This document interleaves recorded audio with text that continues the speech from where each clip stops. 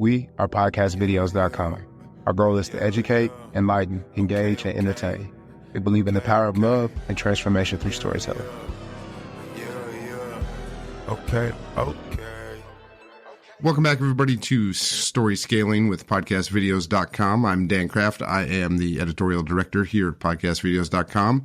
And we're bringing in some outside help today. We are joined by Alban Brooke. He is the director of marketing at Buzzsprout. Alban, welcome back. Dan, thanks for having me. Awesome. Want to talk a little bit old school to start today off. The idea of the RSS feed, real simple syndication. This is sort of the seed from which podcasting grew, at least in a distribution sense. But do they still matter? Yes. RSS feeds are the backbone of all of podcasting. And I think we've gotten to a place on the web where it becomes a little bit important to talk about what RSS feeds are and why they're so important. You and I both will remember back in the day when the web was really slow and people didn't publish very much. And so you might load up a web page only to find out ESPN hadn't written a new article that day. And so then you'd load up another page and you'd see that your other website hadn't published anything new. There was no endless feed. And so somebody came up with this idea of really simple syndication where you could subscribe to websites and get notified when they publish new blog posts. And then two people, Adam Curry and Dave Weiner, took all Dave's work on RSS and applied it to audio. So you could upload an audio file, and anybody who subscribed to that RSS feed would get that audio file delivered to them automatically. And the next time you uploaded one, they'd get it as soon as it was available as well. Exactly. So this solves quite a few problems. One, you don't have to go searching for that audio. You get it automatically. Two, it was downloaded in the background. It used to take a long time to download things, so it was nice to get it downloaded to your phone or your computer right off the bat. But it also made it so that the person who created the content creator and the audience were not disintermediated by somebody else. There was not something in the middle. It was just a direct connection. And what ended up happening with the web after 2001, 2004, when podcasting was first started, was we got social media. We got a lot of sites that aggregated all of the content together. So Facebook now is actually between me and all of my friends. If they post something, Facebook checks and goes, do they want, I'll see if I think I should share this with Alban or anybody else. And YouTube does the same. And there's really only a few places on the web now where as a creator, you still have a direct connection to your audience. And those three places are your own website. You can convince people to go to your own website still. Email, where you can send an email directly to your audience, and podcasting. And that is built off of RSS because that's how, when I upload an episode, that it gets delivered directly to my audience, not when the algorithm thinks it's pretty good, not if it kind of hits the right moment. It's every single time, 100% of the time. Anybody who is checking that RSS feed, they will get the download right away. And it really changes the relationship. You can just feel so much more comfortable that it takes a while to grow a following on an RSS feed. But once you have them forever.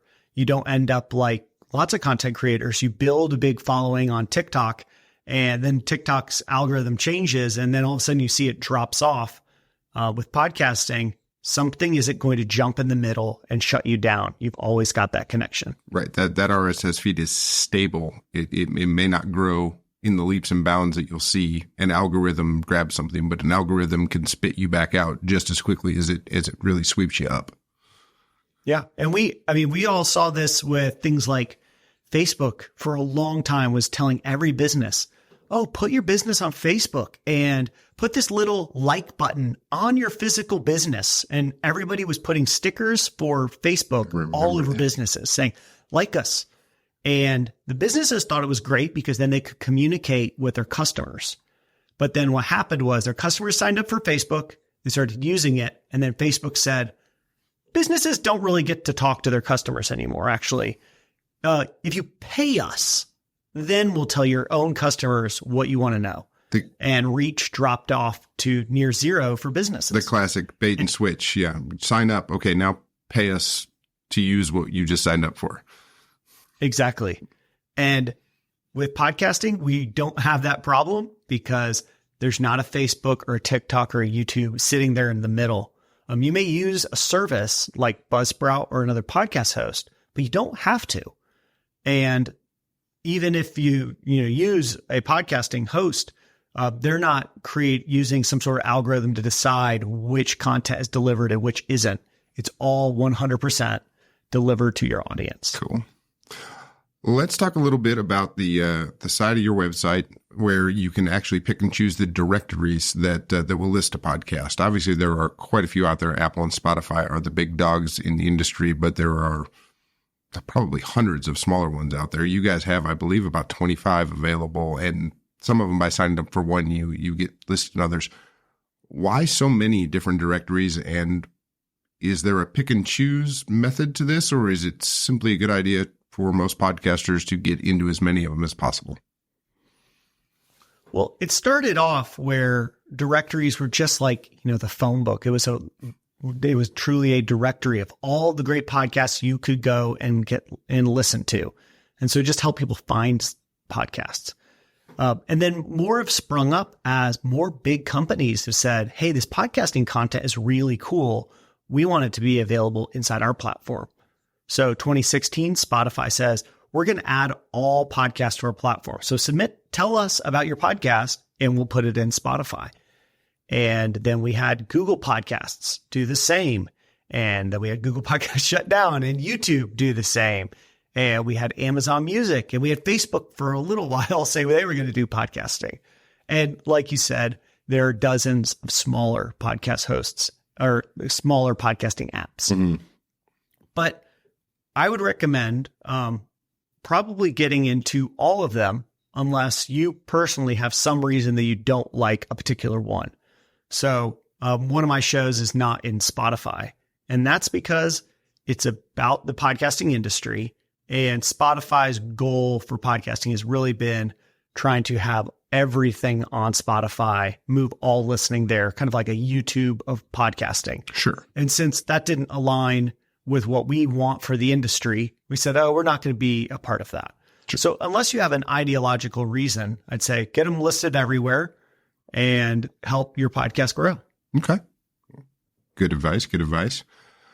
Let's talk a little bit about, you'd mentioned that Spotify was sort of the YouTube of the audio side of things. The growth in YouTube as a platform, the growth of video involvement with the podcasts, it's no longer strictly an audio-only medium if the creator doesn't want it to be. How has that affected your business and your approach to the customer base, given that, without YouTube, you're basically nowhere on the web at this point for, a lot of algorithm-based matrices? It hasn't affected us too much because we've always focused on audio-only podcasting. A lot of what we really identified and love about podcasting is the audio component. It's that I can be mowing the lawn or doing the dishes or going for a run and I can listen. Podcasting is this one thing that doesn't require full undivided attention at every moment. Reading needs it, video needs it, social media needs you totally locked in. But audio, you can be driving a car and still listening to a podcast. And that's what I really loved about it. They're also lightweight and they feel much more, they build much more of like an intimate connection between the host and the audience, because when people listen, they often listen for 5-10 times as long as if they were watching a video. So we've always invested in audio. That's really been where our focus is.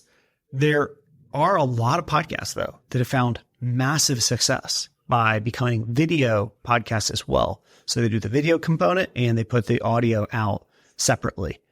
And I think this is a great marketing strategy because you've got YouTube to really help boost your numbers, especially in the beginning. And then you have the audio side to retain your audience. So that's a really nice combination. The downside is if you are a new creator, it's much more anxiety inducing to be on video than it is on audio. The level of technical experience that you need to do a nice camera versus just a microphone, it's a bit more, it's much heavier editing. And so I often recommend for people to just pick one thing and start with that unless you have that technical experience, because trying to take everything on at once can be pretty daunting. But find the one thing you want it to be, whether it be social media or a newsletter or a blog or podcast or videos, whatever it is, pick the one and then gradually grow from there to incorporate other types of media. And that's basically been our business pitch is the stuff you don't know how to do, the stuff you don't like to do, just we'll handle that. Yeah. So. It's so much easier to be partnering with somebody who's got the whole studio set up, who has the editors, who has all of that taken care of, so that you can be the subject matter expert who is an expert in crocheting, and you don't need to become an expert in camera equipment. You can just show up, do your show about crochet, and move on with your life rather than trying to figure everything out. So if the finances are there for you, especially in the experimental stage where you're like, I don't know if we're going to do this for years, I think 100% find a partner, like podcast videos, and figure out, is this for you before you go and invest $20,000 in tons of random equipment and courses and all this time. Let's just, let's figure out, let's do 5 episodes first and see if this is something you'll stick with. Exactly. So cool. Alban, this has been awesome. I hope it's been as good for our listeners / viewers, given a little bit of insight into how one of the big dogs in the industry works. I really appreciate you taking the time out, and hopefully we can do this again soon. It's been a pleasure. Thank you for having me.